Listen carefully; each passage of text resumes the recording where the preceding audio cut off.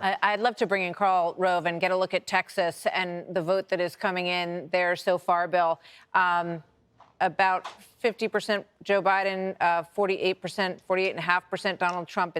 It's close, but there's, by my read, it's about 41% of the vote, and it could be a little bit higher than that. Let us know what you're seeing there, and let's see what Karl thinks about that. Rove's out of my league, by the way. Go ahead, Karl. What do you got? Karl, Well, what I do you don't know got? what that means, but I'm looking at the numbers. I've been playing with them. Right now, this lead is statewide is relatively close, about 105,000 votes. And you're right, about 40-some-odd% of the vote is still out.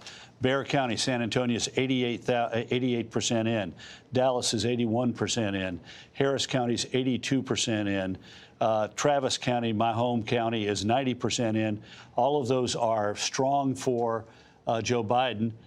Tarrant County is 90% in. That's Fort Worth. And Trump leads there by 1,000 votes.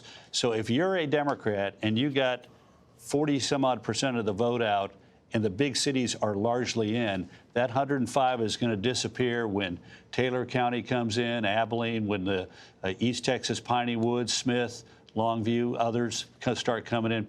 If I'm looking at this, I'm happy if I'm in the Trump headquarters. I'm saying once again, it hasn't happened if I'm sitting in the Democratic headquarters. Karl, what do you think the margin is in Texas right now as you look at that? 105,000. Right, but percentage-wise, what would that compute to over time over the next few hours?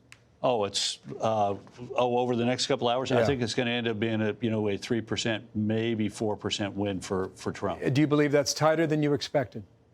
Well, no, because we got a problem in the suburbs, and the problem that you're talking about in Ohio and some of what we've seen in other states, in North Carolina, Virginia, it's present in Texas. And look, one of the certainties of presidential politics is there are always changes. There is no, continual certainty. No. West Virginia is now reliably Republican, used to be reliably Democrat. Other states, Kentucky and Arkansas, they used to be reliably Democrat. They're now reliably Republican. Things go both ways, and Texas has changed. Do you think that calculation puts John Cornyn in trouble? No, not at all. Cornyn has been consistently running ahead of the president in Texas.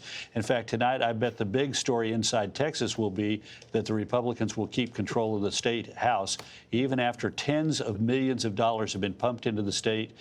There's a guy I've never heard of in Silicon Valley who has spent $11 million in state house races, which means if you got 25 races that everybody was sort of looking at, $500 to $1 million in each of those from either Bloomberg and Barack Obama and Eric Holder, who had an effort involved in this, or the Silicon Valley guy and a bunch of others, the money that they've poured into an attempt to grab control of the Texas House so they can control redistricting for the U.S. House of Representatives that has to be done next year in our legislature is extraordinary. And you can understand why. I mean, we're a growing, dynamic state that next year will gain 2 or 3 seats in the U.S. House of Representatives.